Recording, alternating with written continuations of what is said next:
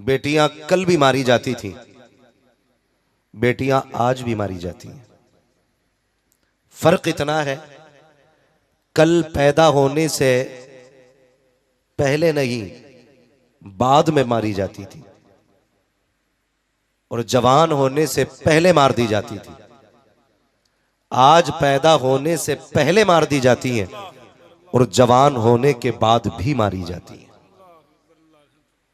गौर करने वाली बात, बहुत गौर से मेरी एक एक बात सुनिएगा। जरूरी नहीं है मैं 2 घंटे गुफ्तगू करूं। तूफान नूह लाने से आखिर क्या फायदा, एक अश्क ही बहुत है अगर कुछ असर करे। खुदा करे आज महराज भाई की इस महफिल के सदक़े में किसी बेटी को आज के बाद इज्जत मिलना शुरू हो जाए, ये कोशिश रहेगी। अल्लाह आज की महफिल के सदक़े में हर बेटी को इज्जतें अता फरमा। बहुत गौर से मेरी बात सुनिएगा। पहले सिर्फ पैदा होने से पहले बेटी मारी जाती थी, आज पैदा होने के बाद कल बेटी मारी जाती थी, आज पैदा होने से पहले भी मारी जाती है और जवान होने के बाद भी बेटी को कत्ल किया जाता है। मैं पूछना चाहता हूं, यह तब्दीली कैसी? आप तारीख पढ़ डालिए। पैगंबर इस्लाम सल्लल्लाहु तआला अलैहि वसल्लम ने जब मक्के की सरजमीन पे कदम रखा तो हर सितम बेटियों पे था। औरत नाम को जीने तक का अधिकार नहीं था। मैं तो बेटियों से भी बार बार एक बात कहता हूं, जब कभी सर से दुपट्टा सरकने लगे ना तो फिर आमिना के लाल के एहसान को याद कर लेना। कभी बिना दुपट्टे के तेरा भी जी चाह के किसी मेले में जाने को तो अली की ज़ैनब का पर्दा याद करना। अगर तेरा भी मन चाहे कि दुनिया तमाशे कर रही है तो मैं भी आके फैशन के लेवल पे आके अपने जिस्म की, अपने हुस्न की नुमाइश करूं तो फिर मुस्तफा की फातिमा की जिंदगी याद कर लेना। आज दिल दुखता है यार, दिल दुखता है। आज सोशल मीडिया ने हमारी कौम का बेड़ा गर्क करके रख दिया, बेड़ा गर्क करके रख दिया। नाम फातिमा है और रील्स उसकी देखो सोशल मीडिया पे भरी हुई है। नाम ज़ैनब है, सोशल मीडिया पे इज्जत की नीलामी हो रही है। टके टकों के लिए हमारी कौम की बेटियों ने दुपट्टे उतार दिए। बाप भी कहता मेरी बेटी के 3 लाख फॉलोवर है, मेरी बेटी के 70,000 फॉलोवर है, मेरी बेटी को आधा हिंदुस्तान जानता है। आग लगे ऐसे फॉलोवरों को जो सिर्फ जानने के लिए और सिर्फ हुस्न के मतवाले होते हैं, जो सिर्फ तेरी बेटी की इज्जत के लुटेरे होते हैं। क्या करोगे इन फॉलोवरों का जो मरने के बाद काम ना आ सके? अगर फॉलोवर बनाना है तो रब के फरिश्तों को फॉलोवर बनाओ, रब के चाहने वालों को फॉलोवर बनाओ। दावे के साथ कहता हूं, अगर तेरी लाश इन फॉलोवरों के बीच में 5 लाख नहीं 5 करोड़ के बीच में होगी, कोई तुझे हाथ लगाने नहीं आएगा। लोग तेरे जिस्म से डरेंगे। क्या कि अच्छा हो तू कनीज़े फातिमा ज़हरा बन जा और तेरा जनाजा चलेगा। खुदा की कसम वली भी बढ़ बढ़ के कांदे देंगे, उलमा बढ़ बढ़ के कांदे देंगे। लोग पूछेंगे ये किसका जनाजा है? कोई कहेगा प्रधान की बेटी का जनाजा है, कोई कहेगा ठेकेदार की बेटी का जनाजा है, लेकिन फरिश्ते कहेंगे चुप हो जाओ, तुम नहीं जानते हो ये कनीज़े फातिमा ज़हरा का जनाजा जा रहा। नारे तकबीर, नारे रिसालत, अज़मते बेटी कॉन्फ्रेंस, मसलके आला हज़रत हज़रत हज़रत अल्लामा मुफ्ती हम्माद रियाज़ साहब किबला किबला। मेरी कौम की बेटियों, जिंदाबाद जिंदाबाद। उम्र जिंदगी कट जानी है, डॉलर के सहारे भी कटनी है और रब की रहमत के सहारे भी कटनी है। जिंदगी तो कटनी ही है। ओ भाई, जी वो भी रखे गए जिनके हाथ पैर नहीं है, जी वो भी रखे गए जो जहाजों में उड़ रहे हैं, लेकिन किसी की कब्र में तुमने सोने की चादर बिछती नहीं देखी होगी।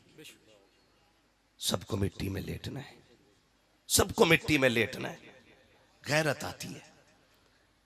ये रील्स के ऊपर, सोशल मीडिया के ऊपर नाचने वाली कौन? हमारी बेटियां। आज सारे रो रहे ना, सारे रो रहे, इर्तिदाद इर्तिदाद इर्तिदाद। मौलवियों ने बेड़ा गर्क कर दिया, कोई असर इनकी तकरीरों में नहीं हो रहा है, ये रोक नहीं पा रहे। कहीं मुझे बता तो सकी, रब ने तुझको तेरे घर का जिम्मेदार बनाया था, मुझे बता तो सकी तूने अपने घर का कितना ख्याल किया। काश तूने शरीयत मुस्तफ़ा को फॉलो किया होता तो आज तू किसी का मोहताज नहीं होता। अपनी बर्बादी का जिम्मेदार दूसरों को ना ठहराया करो। और मैं आपको बता दूं, ये तो सभी ने जाना है कि जिसके घर में बेटी हो जाती है वो जन्नत का अल्लाह ताला उसको परवाना अता फरमा देता है। लेकिन खाली 3 बेटियों का निकाह कर देना कि जन्नती होने के लिए काफी नहीं है, उससे पहले 3 काम जरूरी है। आप जानिए तो सही 3 काम कौन से जरूरी है। जब अल्लाह बेटी दे तो उसका नाम वो रखो जो रब को भी पसंद हो, मदीने वाले मुस्तफ़ा को भी पसंद हो। जब वो नाम रख चुको उसके बाद उसको ऐसी तरबियत दो, वो तालीम दो जो तालीम अल्लाह और उसके रसूल के करीब कर दे। अब तुम मुझे बताओ तो सही, तुम्हारे घर के अंदर बेटी पैदा होती है, मौलाना जरा बताओ बेटी आई है, क्या नाम रखा जाए? तो मौलवी ने तो यूं पढ़ा था ना, मेरे नबी ने फरमाया जिसने अपनी बेटी की मोहब्बत में, मेरी बेटी की मोहब्बत में अपनी बेटी का नाम फातिमा रखा है, कयामत के दिन मैं उसका भी हाथ पकड़ के जन्नत में दाखिल करूंगा जो मेरी बेटी की मोहब्बत में अपनी बेटी का नाम फातिमा रखेगा। मौलवी ने सर उठाया, कहा जाओ बेटी का नाम फातिमा रख दो। तुमने कह दिया मजा नहीं आया, ये तो ओल्ड हो गया है, कोई नाम नया नाम बताओ। कहा इससे ज्यादा नया नाम कौन सा होगा, इससे ज्यादा खूबसूरत नाम कोई नहीं। तुम पलट के आए, तुमने बेटी का नाम कहां से लिया? का इसका नाम सारा रखो, इसका नाम सानिया रखो, इसका नाम फना रखो। तुमने एक्ट्रेसों के नाम उठाए और उठाने के नाम बेटियों के रख दिए। उसके बाद जब नाम की नहुसत आई है और तुम्हारी बेटी बेगैरत होके घर से निकलने लगी है तो तुमने ये कहा बेड़ा मौलवियों ने गरक किया है। नहीं, खुदा की कसम बेड़ा तुमने गरक किया है। अगर तुमने अपनी बेटी का नाम फातिमा रखा होता तो उसकी रग रग में हया होती, एक एक सांस के अंदर उसके अंदर खातून जन्नत की मोहब्बत होती। जिंदाबाद जिंदाबाद जिंदाबाद, सुभान अल्लाह सुभान तुम्हें अल्लाह, पहला नाम रखना था। सुभान अल्लाह सुभान अपनी अल्लाह, बच्चियों का नाम अच्छा रखो। क्या रखोगे पहला नाम? जोर से, जोर से। ये पीछे वाले क्यों नहीं बोल रहे? क्या नाम रखेंगे? ये नाम रखा जाना चाहिए। मुबारकबाद पेश करता हूं महराज भाई को, इन्होंने अपनी बेटी का नाम फातिमा रखा है। वाह सुभान अल्लाह। और हुजूर ने फरमाया अपने बच्चों के अच्छे नाम रखो क्योंकि नाम का असर जात पे होता है। हाँ, नाम का असर जात पे होता है। तो सबसे पहले तो नाम रखने में गड़बड़ी कर दी, नाम रखने में गड़बड़ी। अगली बात, फिर उनके बाद उनकी तरबियत होनी है। तरबियत कैसी होनी है? हम जो तरबियत देते हैं जरा गौर करें। हमारी तरबियत, अल्लाह माफ करे, बुरा ना मानिएगा, ईद है, त्यौहार है। आज मार्केट में शर्म वाले कपड़े खरीदने चले जाओ ना रेडीमेड, तो एक कपड़ा भी हया वाला मार्केट में नहीं आ रहा है। ये कंडीशन है। और किसी मुसलमान से कहो ना ईद पे यार क्या बेच रहा है, कहता मौलाना तुम्हें क्या मालूम, चल ही यही रहा है। यही कहते ना, यही चल रहा है, अब जो चलेगा वही तो बेचेंगे, इसके अलावा कुछ चल ही नहीं रहा है। आप जरा गौर करें, खरीदने वाला कौन था ईद पे कपड़े? मुसलमान। बोले मुसलमान थे ना। बेचने वाले कौन थे? जोर से, मुसलमान। पहना किस दिन गया वो कपड़ा? और जोर से। ईद क्यों होती है? ईद का मतलब क्या है? क्यों ईद होती है? आप बताएंगे क्यों ये खुशी मनाई जाती है? 30 रोजे हो गए इसलिए, अब रोटी खाने के दिन खुल गए इसलिए। 30वें दिन जो रोजे मुकम्मल होते हैं, चांद नजर आता है, ईद जो मनाई जाती है ना, वो इस चीज की खुशी होती है हमें रब ने इस माह मुकद्दस के सदक़े में माफ कर दिया है। ये मतलब ईद का होता है, हमारे गुनाह माफ हो चुके हैं। और पूछो इन उलमा से, ये आपको बताएंगे ईद के दिन रोजा रखना हराम। क्या है? हराम है, हराम। रोजा रखना हराम है। किसके लिए रोजा होता है? अल्लाह के लिए ना। किसके लिए रखते हो रोजा यार? अल्लाह के लिए। लेकिन ईद के दिन रोजा रखना, सारे बोले मैं कुछ बताना चाहता हूं, ईद के दिन रोजा रखना। और जोर से। क्यों? क्योंकि उस दिन हम अल्लाह के मेहमान होते, उस दिन हम अल्लाह के मेहमान होते हैं, इसलिए हमें रोज़ा रखना हराम है। उस दिन हम रोज़ा नहीं रख सकते हैं। आज हम अल्लाह के मेहमान हैं। अब मुझे बताओ तो सही, मैंने आपकी दावत की, आप वैसा चेहरा बना के आते हो जैसा मौलवी को पसंद है। मैं इसलिए तकरीर करने आया क्योंकि मुझे तकरीर के लिए बुलाया गया है। हम जिसके दरवाजे पे जाते हैं बुलावे पे, कोशिश ये रहती है उसको हमसे नाराज़गी ना हो। मुझे बताओ तो सही, ईद के दिन हम तो रब के मेहमान थे और खुशियाँ भी इसलिए मनाई जा रही थी कि ईद का दिन है। आज हम गुनाहों से साफ हो गए हैं, हमारे रब ने हमें माफ कर दिया है। जैसी ईद के दिन सूरज निकला है, हमारी बेटियों ने बेगैरती वाला लिबास पहना, ऐसे कपड़े जिनमें बदन नजर आ रहा था। ईद के नाम पर अय्याशियों के बाजार गर्म किए गए, चौराहों पर बेटियां बेपर्दा घूमने निकल गई। मैं पूछना चाहता हूं उस वक्त फरिश्ते क्या कहते होंगे जिस दिन तुम्हें ईद की खुशी के अंदर रोजे रखने को हराम किया गया, तुम्हें रब की तरफ से दावत दी गई है। उस दिन हमारी बेटियों ने बेगैरती वाला लिबास पहना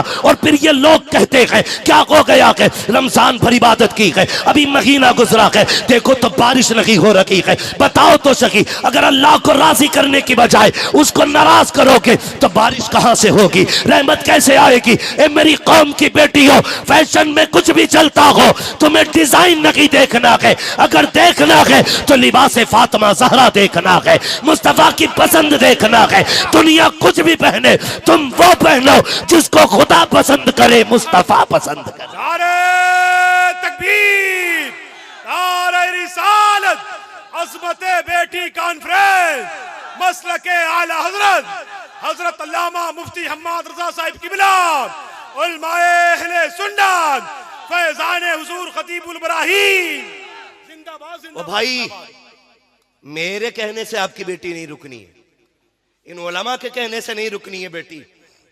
रईसुल अत्किया सरकार सैयद उवैस मुस्तफ़ा वास्ती फरमाते हैं, ये फितना तब बंद होगा जब सीनों में इश्क़ मुस्तफ़ा की आग लग जाएगी। बेशक बेशक बेशक, सुभान अल्लाह। उसके अलावा ये बंद नहीं हो सकता है, उसके अलावा ये बंद नहीं हो सकता।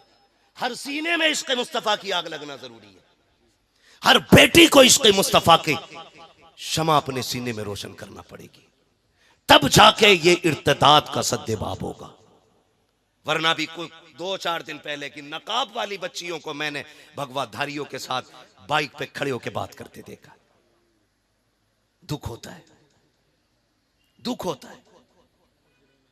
ओ भाई, ये नकाब ऐब छुपाने के लिए नहीं था, ये नकाब इज्जतें बचाने के लिए था। इस्तेमाल गलत कर दिया लोगों ने, इस्तेमाल गलत कर दिया। चंद बिगड़ी हुई नकाब पोशों की वजह से शरीफ जादियों का जीना हराम है, शरीफ जादियों का जीना हराम है। ये हमने गलती की है और इसका खमियाजा हम ही को भुगतना पड़ रहा है। लोग क्या कहते हैं, तरबियत में क्या किया?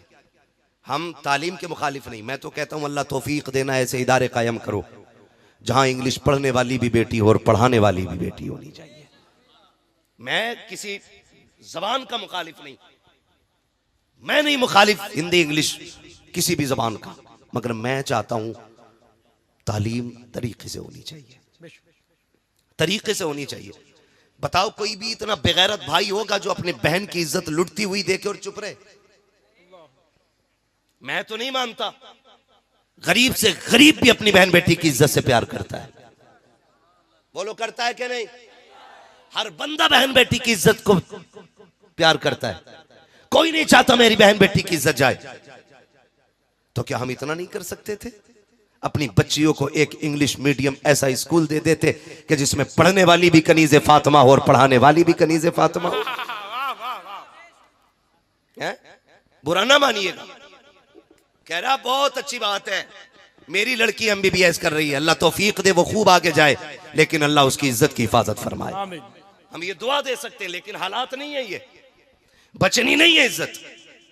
हम जानते हैं कंडीशन क्या है। तुम्हें तो दाना डाल के पर्दे से बाहर निकाला जा रहा है, चारा डाल के तुम्हें बाहर निकाला जा रहा है। किसी ने कहा इस्लाम ने बेटियों को कैद कर दिया है, तरह तरह की बातें की। देखो सारी औरतों को देखो, कितना फ्रीडम, कितनी आज़ादी उनके पास है, बिना नकाब के जैसे चाहती हैं घूमती हैं। लेकिन इस्लाम ने अपने चाहने वालियों को ऐसा बंद करके रख दिया है, गर्मी में घुटती रहती है नकाब में, चोरों की तरह रहना पड़ता है। तुम नहीं जानते हो, खुदा की कसम सुनो तो सही, कैद और होती है, हिफाजत और हुआ करती है। कैद अलग होती है, हिफाजत अलग होती है। बहुत गौर से मेरी बात सुनिएगा, ये जो नकाब दिया गया था, ये बच्ची को कैद में नहीं डाला गया है, बच्ची को महबूस नहीं किया गया है। लेकिन सुनो तो सही, इसको नकाब किस लिए दिया गया था? आज बेटियां नकाब के खिलाफ रोड पे आ गई। कई लोगों ने कहा, बड़े अक्लमंद लोगों ने, जो पढ़े लिखे अपने आप को कहलाते थे, कहने लगे मौलवी पर्दा तो दिल का होता है, जिस्म से क्या लेना देना। जब दिल साफ नहीं होगा तो औरतों के वजूद कैसे साफ रह जाएंगे? हम जब बात करते हैं हया की तो लोग कहते हैं मौलवी खराब होते हैं। जरा कान खोल के मेरी बात सुनिएगा प्यारे, तुम ये कहते हो पर्दा दिल का होता है, कई बाप तो ये कहते हैं नहीं नहीं हमारी बेटी गुनाह नहीं करेगी, हमारी बेटी गलत नहीं हो सकती है। मैंने उससे वादा किया है, उसने मुझसे वादा किया है, वो कभी बाप की इज्जत पे आंच नहीं आने देगी। इतनी बड़ी बड़ी बातें करने के बाद लोग कहते हैं मुझे अपनी बेटी पे एतमाद है। मैं पूछना चाहता हूं, तुझे अपनी बेटी पे ज्यादा एतमाद है या मेरे नबी को फातिमा पे ज्यादा एतमाद था? तू मुझे बता तो सही, तुझे अपनी बीवी पे ज्यादा एतमाद है या मेरे नबी को हजरत आयशा पे ज्यादा एतमाद है? मुझे बताओ तो सही। खुदा की कसम, बात एतमाद की नहीं है, बात शरीयत मुस्तफा की है, बात तहफ्फुज की है। रब ने जो दिल दिया है ना, ये धड़का करता है और ये इसके अंदर ये खासियत है, ये किसी न किसी की मोहब्बत चाहता है। या तो इसको बाप की मोहब्बत दे दो, या माँ की मोहब्बत दे दो, या भाई की मोहब्बत दे दो, या बहन की मोहब्बत दे दो। जब ये मोहब्बतें नहीं मिलती है तब जाके किसी आवारा मोहब्बत को तलाश करता है और फिर घर के घर उजड़ जाया करते हैं, खानदान के खानदान बर्बाद हो जाया करते हैं। ए मेरी कौम के नौजवानों, मैं आपसे इतना कहना चाहता हूँ, मेरी बेटियों को जाके बता देना, ये जो नकाब दिया गया था ये तेरे लिए कैद नहीं थी, ये तेरे लिए बंद नहीं था, ये तेरे लिए आजादी थी, तेरे लिए हिफाजत थी। आप कहेंगे कैसे? मुझे बताओ तो सही। एक गिलाफ हमने कुरान पे भी देखा है, एक गिलाफ काबे पे भी देखा है, एक चादर हमने मजार पे भी देखी है। इनका क्या मकसद था? काबे पे क्यों चादर डाली गई? ताकि काबे को कैद किया जाए। मजार पे क्यों चादर डाली गई? ताकि मजार को कैद किया जाए? नहीं। कुरान को क्यों जुस्तान में रखा गया? इसलिए नहीं रखा गया ताकि कुरान को कैद में रखा जाए, बल्कि वजह सिर्फ ये है, काबे पे इसलिए खिलाफ चढ़ाया गया ताकि जमाने को पता चल जाए और जगहों पे भी अल्लाह की इबादत होती है, लेकिन हर मस्जिद काबे की तरह नहीं हो सकती है। इसलिए खिलाफ डाल करके के मस्जिदों से काबे को मुमताज किया गया। दुनिया में बेशुमार किताबें हैं, लेकिन कुरान पे खिलाफ चढ़ाया गया ताकि जमाने को यह पता चल जाए, किताबें तो बेशुमार है लेकिन कुरान जैसी कोई किताब नहीं है। खुदा की कसम, मजार के अलावा सैकड़ों कब्रें होती हैं, सिर्फ मजार पे चादर इसलिए आती है ताकि जमाने को पता चल जाए कि ये कब्र आम है और जिस पे चादर पड़ी है ये खास कब्र है, ये अल्लाह वाले की कब्र है। इसी तरह जब लाखों बेटियां बेपर्दा निकलती हो, इस्लाम ने नकाब दे दिया और कहा सुन बेटी, जब तू निकलेगी दुनिया कह देगी ये जो गुजर के जा रही है ये आम बेटी नहीं बल्कि मुस्तफा के दीन की शहजादी गुजर के जा रही है। इसलिए तुम्हें नकाब दिया गया, लेकिन हमने इसको भी तमाशा बनाया। और तो नकाब में भी इतने मॉडल आ गए हैं। नकाब होता किस लिए? पर्दा, ताकि किसी की नजर ना पड़े। नकाब इतने डिजाइनदार हैं कि लोग औरत को देखे न देखे नकाब को देख रहे हैं। ये खत्म करो बीमारियां। थोड़ी देर की वाह से काम नहीं चलेगा, मजबूती इनका बाइकाट करना पड़ेगा। इन चीजों का फैशनेबल बुर्के खत्म। नकाब वो पहनाओ जिसमें पर्दा होना चाहिए, वही नकाब होना चाहिए जिसमें पर्दा होना चाहिए।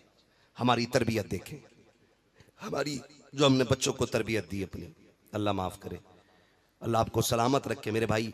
ये जो दौर है ना, इस दौर में हमें अपने घरों की हिफाजत खुद करनी है, खुद करनी है। हमें खुद से अपनी बच्चियों की हिफाजत करनी है। इनको जो तरबियत देनी है ना, तो तरबियत कनीज़े फातिमा ज़हरा वाली देनी है।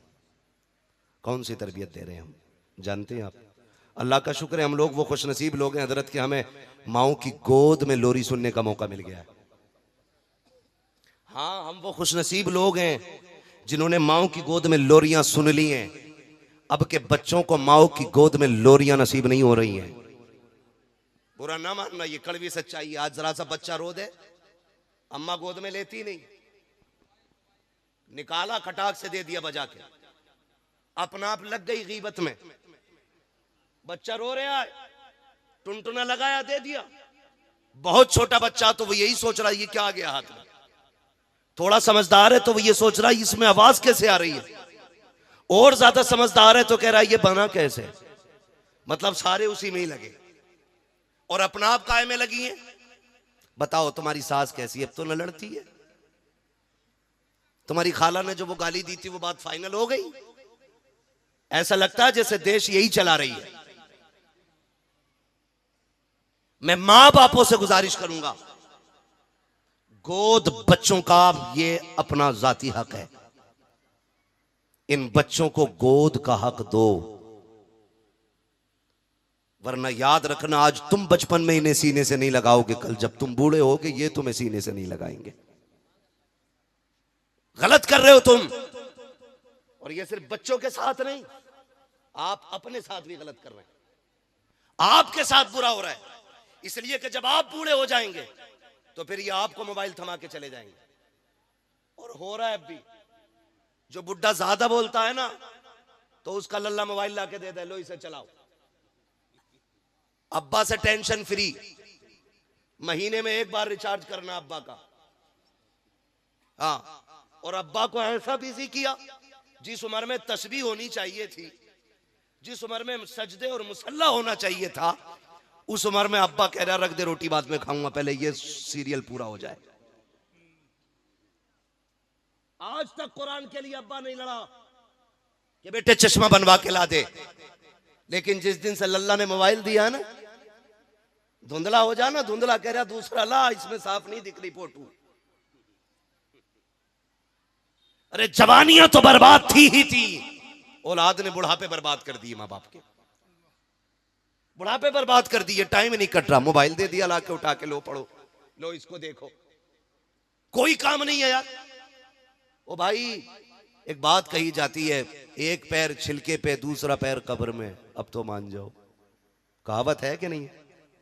एक पैर केले के छिलके पे दूसरा पैर कब्र में, यानी कि अब आप कब्र के करीब हो गए। अब तो लौट आओ रब की बारगाह में। लेकिन अब तो बूढ़े भी मस्जिद में दिखाई नहीं देते, क्योंकि ये जो है ना पाबंदी से सीरियल देख रहा है, पाबंदी से सीरियल देख रहा है। और हमारे घरों को जो आग लगी है ना, इन सीरियलों से लगी है। पाकिस्तान का है, पाकिस्तान का सीरियल है, कोई बात ना, उसमें सब जैनब जुबैदा खातून सारी ऐसी नाम है।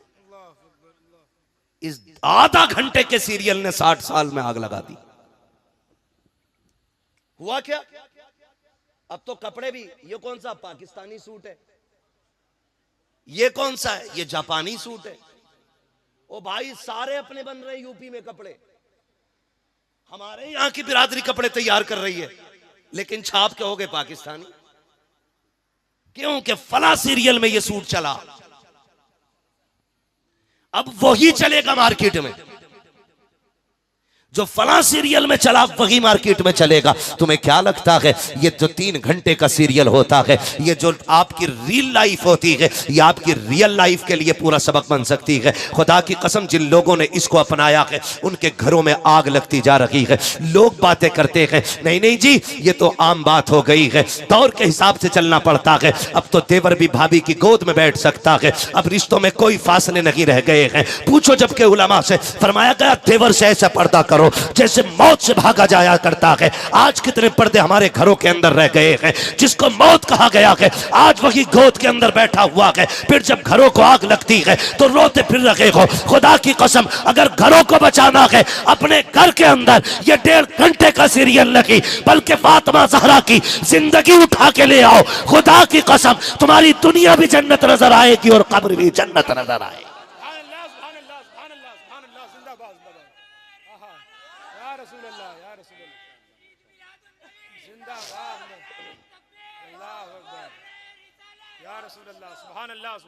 तरबियत का ख्याल करो। दूसरा काम है बच्चियों की तरबियत। बच्चियों की तरबियत, और तरबियत कैसे की जाती है, तरबियत कैसे की जाती है, सुने कभी गौर से, पढ़ें खातून जन्नत को। हाँ, एक दिन सैयदा ज़ैनब रज़ी अल्लाह ताला अन्हा कुरान पढ़ रही थी, आवाज़ थोड़ी तेज हो गई। खातून जन्नत सैयदा फातिमा ज़हरा ने बेटी की कलाई पकड़ के कहा था, ज़ैनब, औरत की आवाज़ का भी पर्दा होता है। मेरी बेटी भले कुरान पढ़ रही है, लेकिन ये आवाज़ घर के बाहर नहीं जानी चाहिए। ये कौन तरबियत कर रहा है? खातून जन्नत तरबियत कर रही है अपनी बेटी की।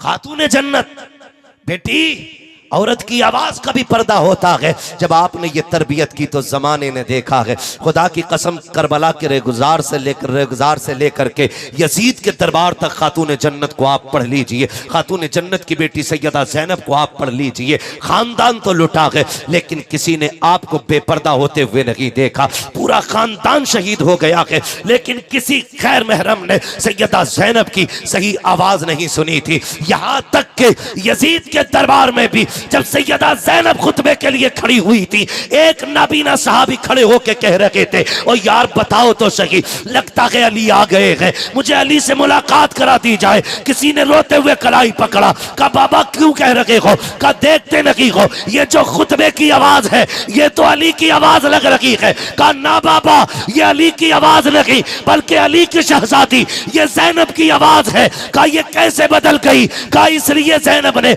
आवाज बदल दी ताकि किसी गैर महरम के कान ज़ैनब की असली आवाज को सुन ना सके। इसे पर्दा कहते हैं। और तेरी बेटी आकर के सीरियल पे बैठ गई, आके कैमरे के आगे बैठ गई। $5000 आ रहे मेरी बेटी के, आग लगे इन डॉलरों में। दिल के फपोले जल उठे सीने के दाग से, इस घर को आग लग गई घर के चराग से। फाके कर लो लेकिन इज्जत ना बेचो, इज्जत ना बेचो। मैं जहां तक जानता हूं, जो आज बेटियां मुर्तद हो रही हैं, उसकी 2 वजह सबसे बड़ी मेरी नजर में। नंबर 1, या तो लालच और या फिर मजबूरी, बस। वरना मजहब इस्लाम इतना प्यारा मजहब है, जो इसमें एक बार आ जाता है फिर इसे छोड़ के जाने को दिल नहीं करता है। और जिसने इसकी हलावत को पा लिया वो मर जाता है, लेकिन मजहब इस्लाम नहीं छोड़ता है। 2 वजहें मुझे लगी, या तो लालच और या फिर मजबूरी। लालच क्या? लालच ये है कि जो लालच देते हैं कि चलो भाई गाड़ी है हमारे पास, बंगला है, होटल हैं, जहां चाहोगी वहां घुमाएंगे, अगर तुम इनमें रहोगी तो क्या कर सकती हो? तुम कहीं नहीं जा सकती हो, 4 दीवारी में रह जाओगी। और आओ चलो हम तुम्हें दुनिया दिखाते हैं। किसी ने सोने का लालच दिया, किसी ने गाड़ी का लालच दिया, किसी ने जेवर का लालच दिया। ए मेरी बहन, ए इस्लाम की शहजादी, सुन तो मेरी बेटी कान खोल करके, दुनिया की कोई भी दौलत तेरी इज्जत की कीमत नहीं बन सकती है। अल्लाह ने जितनी बड़ी इज्जत तुझको अता की है, सारी दुनिया का सोना एक पल्ले में रखा जाए और किसी गरीब की बेटी की इज्जत को एक पल्ले में रखा जाए, फिर भी एक गरीब की बेटी की इज्जत का बदल पूरी दुनिया का सोना नहीं बन सकता है। ये तेरी इज्जत का कमाल रब ने अता किया है, ये इज्जतें तुझे रब ने दी थी। तो बेटियां चली जाती हैं जेवर छोड़ करके। मेरी बहन बेटी कान खोल के सुन लेना, ये दुनिया की जिंदगी 4 दिन की है। कितने दिन जी लोगी? 60 साल, 70 साल, 80 साल, 100 साल, मौत सभी को आनी है। एक दिन सभी को मर जाना है, कोई यहाँ नहीं रखेगा, तुमको भी चले जाना है। ए मेरी बहन कान खोल के सुन, अगर फाके करने पड़े अल्लाह की रजा के लिए फाके कर लिया करो। अगर एक जोड़ी कपड़े में जिंदगी गुजारनी पड़े, एक जोड़े कपड़े में जिंदगी गुजार लो। अगर एक जोड़े कपड़े में जिंदगी गुजारोगी, जन्नत के अंदर तुम्हारी खूबसूरत ड्रेसें मौजूद हैं। अगर तुम फाके करके जिंदगी काट लोगे, अल्लाह जन्नत की नहरें तुम्हारी कब्रों की तरफ मोड़ देगा, फिर देखना सबसे ज्यादा सुकून तुम पाओगी। लेकिन मेरी बहन बेटियों को किसकी नजर लग गई? वो होटल के लालच में, जेवर के लालच में आकर के अपना तीनों ईमान बेच के चली जाती है। आओ तुम्हें तारीख का एक फर्क पल के दिखा देता हूं। एक फर्क पलटो, चलो चलते हैं। इस्लाम का इब्तदाई दौर है, मदीने शरीफ की गली लिया है। यहूदियों का बाजार है। इस्लाम की एक शहजादी एक सुनार की दुकान से सोना खरीदने के लिए आई है। जैसी सोना खरीदने के लिए शहजादी आई, उसने आकर के खरीदो फरोख्त की बातें शुरू की है। इस्लाम की शहजादी का सारा बदन पर्दे में छुपा हुआ था। थोड़ा सा हाथ खुल गया, उसने कहा कि ये जेवर कितने का है। जब रेट कीमत होने लगा, उसके रंग पे नजर पड़ गई उस सोने वाले की। वो चूंकि यहूदी था, उसने देखा उसके जिस्म के हिस्से को, कहने लग जाता है खातून कीमत क्या पूछती है, बस मेरे दिल को राजी कर ले, जितना चाहे सोना तुझे दे दिया जाएगा। इस्लाम की शहजादी ने इतना सुना, बड़ी तेजी से कपड़ों को समेटा, उठ के बाहर जाने लगी। जैसी बाहर निकली है, उसने कलाई पकड़ी, अंदर खींचना चाहा दुकान के। जैसी बच्ची के साथ जबरदस्ती की, बच्ची ने एक आवाज दी थी, है कोई इस्लाम का शहजादा जो अपनी बहन की लुटती हुई आबरू की हिफाजत करे। याद रखना प्यारे, वो अपनों का बाजार ना था, वो यहूदियों का बाजार था, और कोई अपना वहां पे नहीं था। जैसी एक आवाज गूंजी है, एक सब्जी की दुकान पर इस्लाम का शहजादा सब्जी खरीद रहा था, उसके कानों में ये आवाज टकराई है। उसने सामान तो छोड़ दिया, उधर दौड़ा जिधर से आवाज आ रही थी। जब उस जगह पर पहुंचा है, पहुंचने के बाद क्या देखा, एक यहूदी ने एक बच्ची का हाथ पकड़े हुए है और जाकर के उसके करीब खड़ा हुआ। बच्ची ने कहा था, मैं इस्लाम की शहजादी हूं, ये मेरे साथ ज्यादती कर रहा है। इतना सुना, उसने आओ देखा ना ताओ देखा, तलवार निकाली, उसके हाथ पे दस्ता मारा, बच्ची की कलाई छुटाई, अपने कमर के पीछे खड़ा कर लिया। कहा खबरदार, जब तक इसका भाई जिंदा है, किसी बेगैरत में हिम्मत रखी है हमारी बेटी की आबरू की तरफ कोई आंख उठा के देख सके। नारे तकबीर, और मोहब्बत मेरे अंदाज में नारे तकबीर, नारे रिसालत, अज़मते बेटी कॉन्फ्रेंस, मसलके आला हजरत हजरत अल्लामा मुफ्ती हम्माद रजा साहिब किबला, नारे रिसालत, जिंदाबाद जिंदाबाद। चले आगे, थके तो नहीं अभी? जिंदाबाद जिंदाबाद। और आगे जरा कहते हैं या रसूल अल्लाह, या रसूल अल्लाह। ये पीछे वाले भी बोलते हैं जरा या रसूल अल्लाह। का हिम्मत है तो हाथ लगाओ। अब भाई आ गया, जैसे इतना कहा ना, उसने कहा हिम्मत देखो इसकी, हमारा बाजार, हमारा मोहल्ला, हमारे लोग, और ये अकेला डट गया। इसने जो देखा, यहूदी ने आवाज दी, देखो तो सही, एक कलमा पढ़ने वाला हमारी कौम को ललकार रहा है। सैकड़ों तलवारें निकल आई, सैकड़ों। अकेला खड़ा रहा, अकेला।